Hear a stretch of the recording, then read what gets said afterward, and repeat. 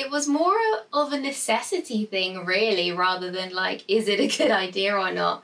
I sort of reached the point in my career where it just wasn't fueling me anymore. Like, I wasn't excited to get up and go to work and be in that industry anymore. I was an engineer and it was really fun. And then, 10 years later, it just didn't feel that fun anymore. And so when I started drawing people's pets, and they were paying me and they loved it, and they were just so excited to receive something that I had created, that just felt way more fulfilling than going to work. So it literally got to the point where I was like, do I quit now? Or is this something I'm just going to continue as a hobby? And it was up to me to make that decision. So when did you realise it could be a career then? I think I sort of didn't realise it could be until it was. I sort of fell into it because I started taking commissions from friends and family, like we all sort of do. My friend paid me to draw her cat, and then I had a family friend pay me to draw their dog. And I didn't sort of realise that I had started running a business already alongside doing my job. And so it just sort of like, rolled on from there. And then literally when it got to the point where I decided to quit my job, that's when I thought, okay, well, I actually have to make it happen now because it's my only income. What was that moment like when you walked in and you said, I'm not doing this anymore, I quit, and I'm going to go and draw pets? Well, I didn't tell them that, Yeah. But it was terrifying. It was honestly terrifying. I think that morning when I woke up and I sort of decided that's what I was going to do. I was going to walk in, I was going to tell my advisor, I'm sorry, I'm not coming in anymore. So what were you doing? So I was doing my PhD. I was doing a lot of research in situ resource utilization. And it wasn't really clicking. It was more of like, I'd worked at NASA. That was incredible. That was amazing. That was my dream. I accomplished my dream. The PhD was sort of like an automatic follow-on, the thing that I felt like I should do, but I wasn't passionate to do it. So I think it was a slightly easier choice to decide not to do it anymore because my heart wasn't in it anyway. I think that's what made it easier to quit. But it was still terrifying because it was a regular income. I'd never not had a regular income before. And yeah, so that part was terrifying. I was shaking the whole day. What was your actual plan then? When you walked in there, you were going to come home. What was the plan to replace the income? I guess to do more commissions. Like at that point, I already had a 6-month wait list. So I felt quite secure in the fact that people wanted what I had and what I was offering. I had a lot of people contacting me all the time. I was booked up. I had that sort of security that I could stop now. I'd be okay for like a month or two.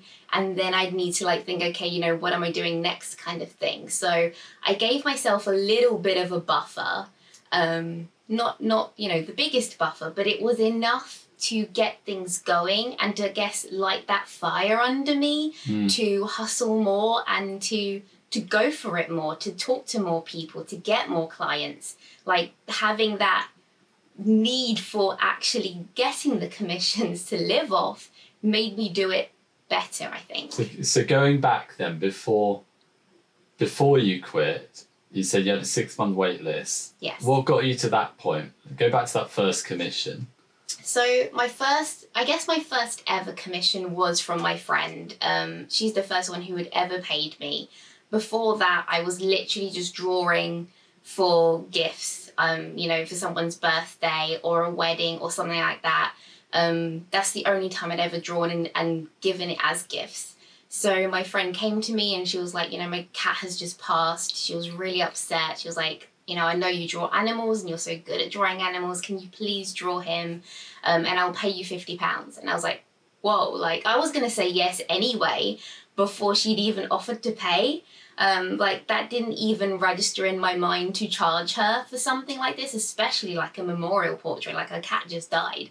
I wasn't going to ask for money, but she offered. So I was like, okay, yeah, I drew it. I gave her the drawing. Oh my God, it was so cringy. Like, I wasn't sure, should I ask her for the money? Is she going to just give me the money? Like, how does that sort of work? And, you know, and it's harder when it's a friend as well because you see them all the time.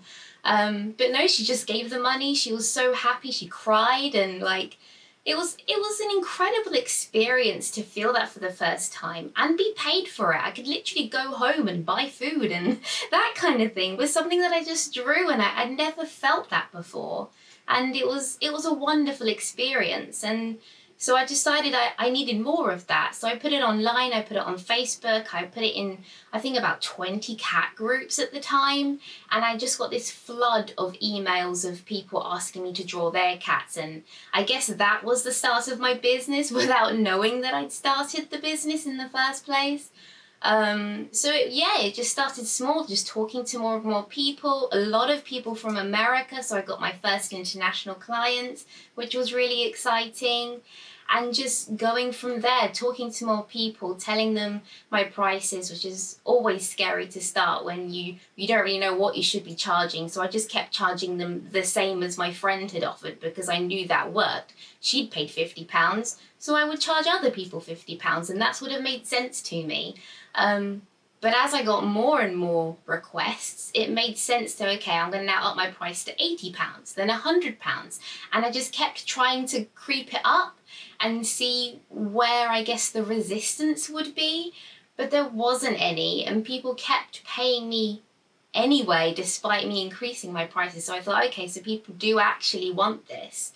And that's when I felt like, you know, this could be a real thing, something that actually pays my bills and works for me. Then you've got a 6-month waiting list. You've actually got to go and do them all, don't you? Yes, that is one of the things, like when you've already sort of spent the money, especially when you charge really low, then, you know, say I'm only charging £50 and then I've just booked 10 portraits. Great, that's lots of money. But now I've spent that money on rent and bills and I still have 10 portraits to draw. So going back to those early days then, I think it's really natural for people to have a lot of doubts. It's going from something so stable to something notoriously unstable, or that's the cliche. What were your doubts? My doubts that people would stop wanting me to draw their pets. It's been 9 years, it hasn't happened yet, so that's good. But that was my main doubt, that it would literally dry up. I wouldn't have anybody commissioning me anymore, and I wouldn't have any other way of paying my bills. And then I guess my other doubt, and I guess scary factor, was the longer I was in this business and doing my own thing, the longer I wouldn't have, like, I don't know, work experience to then go back and get a real job if it all went to hell. So it did actually just get scarier and scarier as the years went on. I remember when the sort of 5-year goes by of when you've done your degree and your degree is no longer valid anymore, and for engineering that's 5 years. So when I hit the 5-year mark, I was like, oh no, my degree's not valid anymore.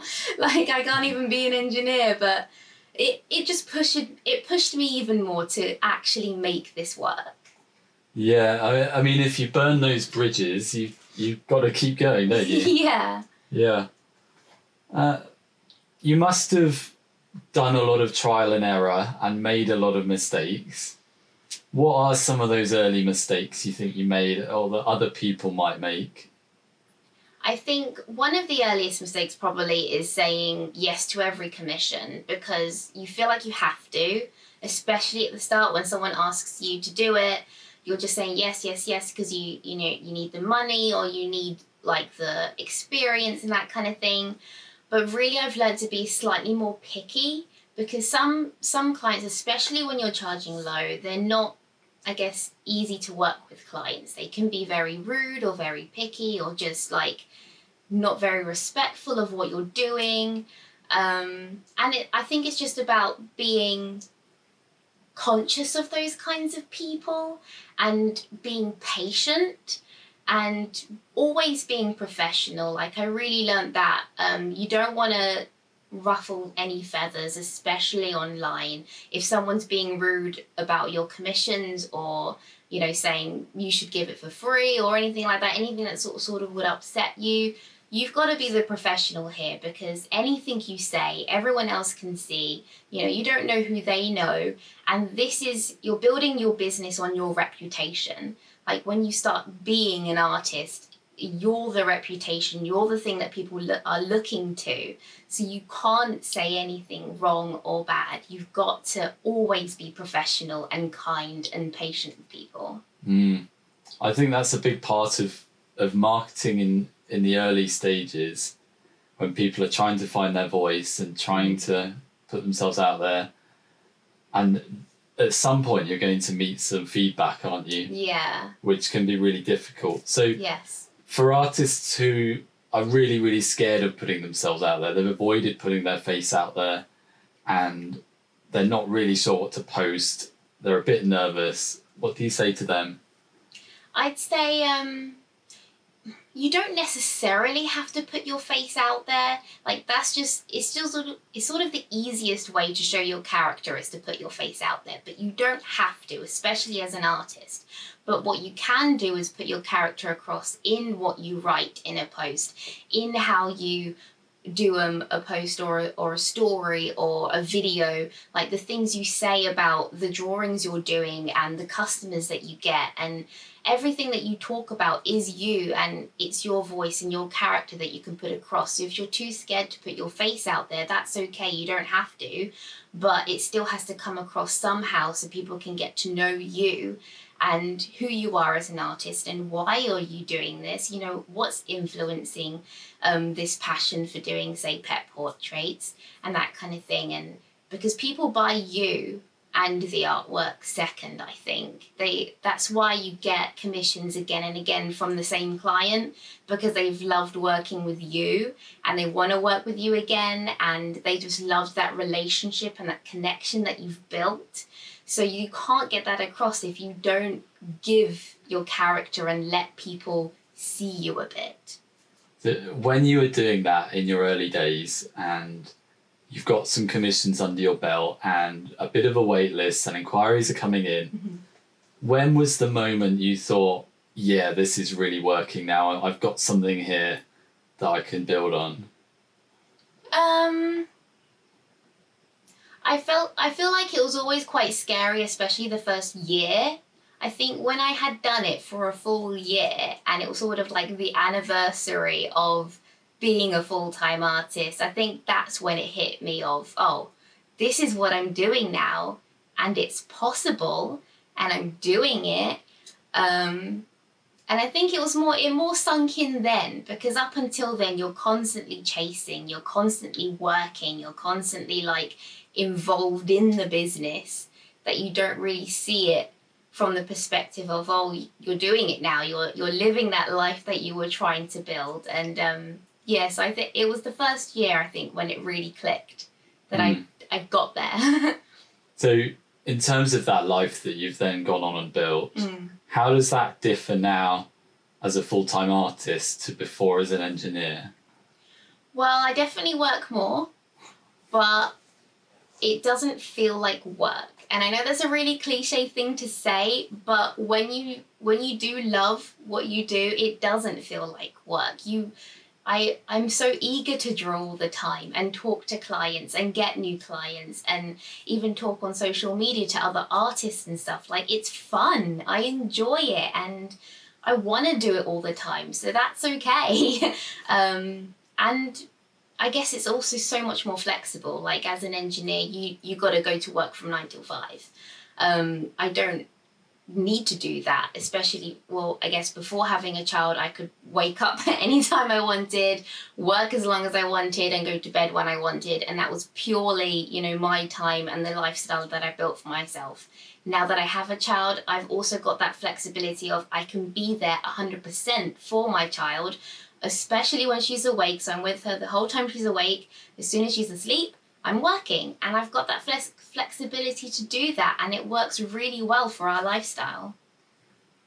So a lot of artists at the beginning, I think they're really into their medium as a hobby, and they start thinking about, okay, maybe, I'm producing a lot of art here. Maybe I could find some clients, maybe I could sell some work, but they're holding back because they don't feel ready for whatever reason. They feel, I'm not ready to sell yet. My skills aren't good enough. I don't know if anyone will want this. Can I really do what I'm saying? What do you say to those who don't think they're ready to take that leap? I think a part of me would say, like, you're never actually going to feel ready, because that's not a thing. It's not like it doesn't exist. You'll never feel completely ready. You're not going to wake up and think, today I am an artist and I will sell work. Like, that doesn't really work. Plus, it's not really your call to make, because when you're not the customer, so whether or not someone sells your work isn't actually up to you, it's up to them. So it's up to you to put it out there, and then it's up to them to buy it or not. So it's not up to you whether you sell it. That's literally like nothing to do with you, really. It's about customers falling in love with what you're doing and what they're seeing, and wanting to be a part of it, wanting to have it in their home, wanting to follow you on your artist journey. It's more about them rather than about you.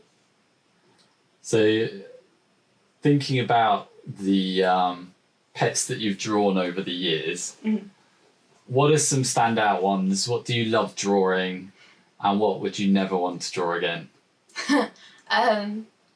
Well, I love drawing cats. I've always loved drawing cats. I think just because they're so colourful and textural and complicated. I love detail. I love technical detail. Tabby cats, I think, are my all-time favourite because of all the crazy stripes and the beautiful eyes. Like, they're definitely my favourites to draw. And which was good, because I drew a lot of, I've drawn about 50 tabby cat commissions now.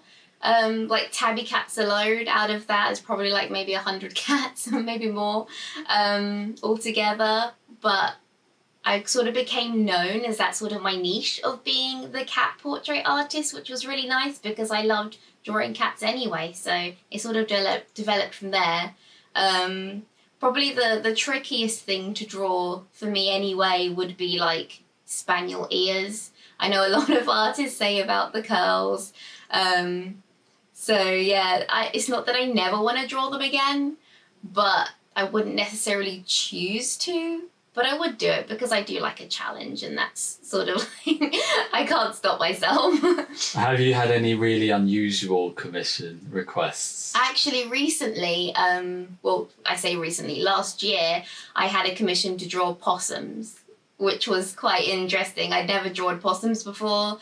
Normally it's a cat, dog, or a horse, or a rabbit, but possums, that was really fun and very interesting. It was a beautiful little picture of two possums. And then another unusual one actually was I had to draw a cat that was covered in cobwebs.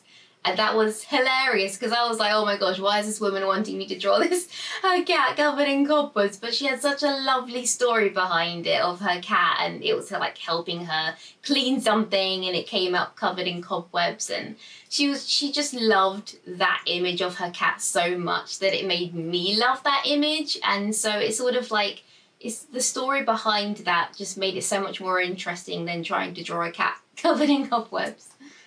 Yeah, so the clients are a really big part of what you're doing, aren't they? Like, they're who you're speaking to on social media, they're who are contacting you. Yeah. And they're the people behind these commission requests. So what's your experience been working with clients, and what is it they're really looking for from you? I just love it. I love working with clients. They're literally like, especially the ones that have been commissioning me from the start, they're basically my friends now. Like, we send each other Christmas cards and stuff. That's how it gets. And it's such a lovely, unique relationship that you build with these kinds of clients, because they're trusting you, that to recreate something that's so personal to them. And it's quite, an honor really to be given a picture and say, draw my beloved pet that I've had for 15 years and has now passed away. Like, they're the ones that have been living with that pet for that long. You're only seeing some pictures. So trying to convey that love and that character and all of those memories that they have in one image is, I guess that's the art. You're not just copying a picture, you're trying to replicate their feelings. So talking to them about the pet is just so important. Asking for stories, asking about their character. I love to ask my clients, like, what's your favorite picture about them, or what's the funniest picture you've got of them, or things like that, to try and bring out just ways to recreate that character in my portraits, or to understand what they want from me, what they want to see, because some people don't really know what they want. They know that they want a pet portrait, they might not have very good pictures, they're not really sure what they want to get from me. So asking them about the pet just helps so much more to like understand what they want, and then you can put that all in place for them. Yeah, and you're putting a lot of yourself into the art, aren't you? When you're working with clients, you've got that connection to your art, they've got that connection to the art as well. Do you ever find it gets a bit intense and you get a creative block or a burnout and you just need a break, and what do you do about that? I've definitely had burnout times. That's why I always like to block off December. December is my time that I do not draw commissions. If I want to, I draw my own things, or I don't draw anything. Most of the time I don't draw anything, but I draw basically 11 months of the year. And that sort of helps me regenerate, sort myself out, get ready for the next commissions, line up the next people, sort out mock-ups, all that other stuff that comes along with doing this kind of business. So I don't really necessarily burn out. I think because I like to, it sort of takes me like a week or 2 weeks to do each commission. So because it constantly changes, it's always a different thing. It's always a different pet, a different kind of animal, different, colors to choose from. It's always different. So you don't quite feel that kind of burnout that you normally would going to a job every day for a year, doing the same thing every day. It's a new project every week. So it's much more, I guess, sustainable because it's exciting. Do you think it's ever too late to start selling commissions? A lot of people, I think, are worried it's too late or there's too much competition. Everybody's doing this now. I keep seeing these amazing artists on social media. Do they still have a place? Can they still start and do well and find clients? Yes, definitely. Like, I don't believe in competition when it comes to art, because yes, you see maybe more pet portrait artists nowadays, but actually look at them. They're all different. Everybody has their own style, their own way of using the same medium. Everyone uses different mediums. Like, there are so many different types of pet portraits and pet portrait artists that there really isn't any competition, because there are billions of pets in the world. There is enough for everyone. Like, you're not going to suddenly, all the pets are now drawn. You don't have a job anymore. Like, that's never going to happen.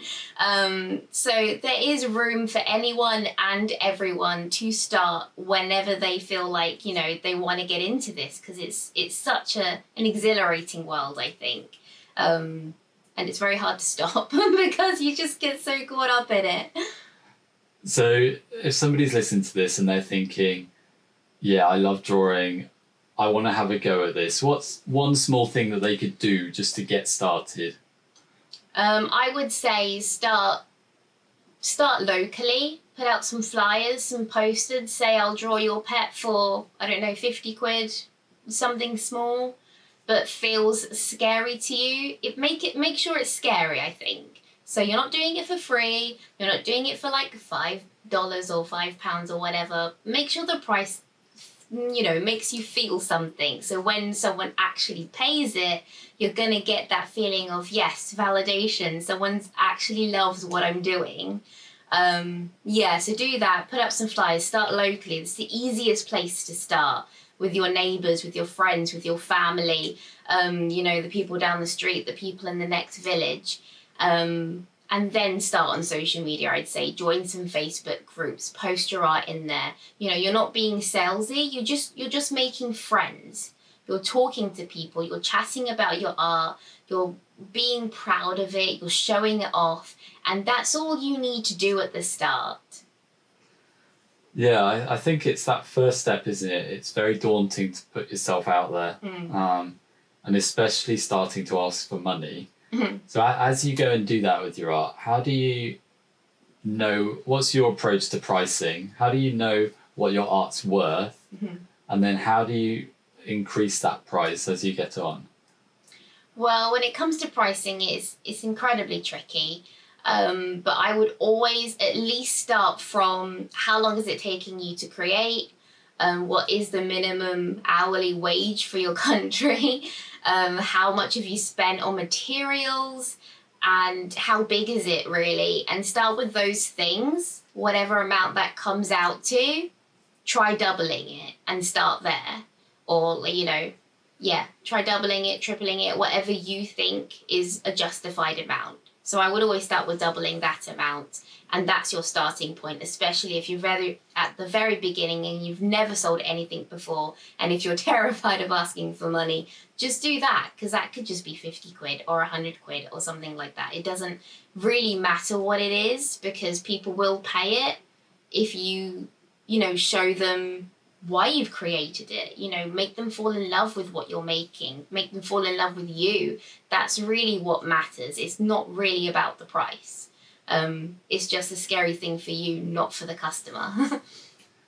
So if you could go back to the beginning, just before you went and quit your job and went full time, what's the one bit of advice you'd give yourself? Quit sooner.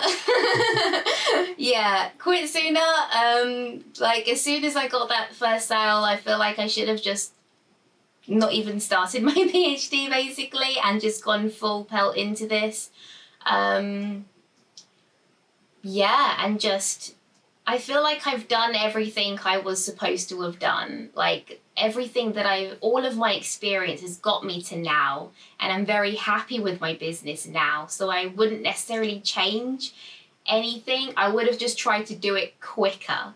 So now could have been a couple years ago maybe. But I feel like I've everything I've achieved through experience, through learning through other people, through learning trial and error, it's all led me to this business that I've made, and I'm really proud of it. So I wouldn't actually change any of that journey. I just wish I would have started earlier. Okay, I think that's our time up. Sarah, Great. Thank you. Thank you so much for having me.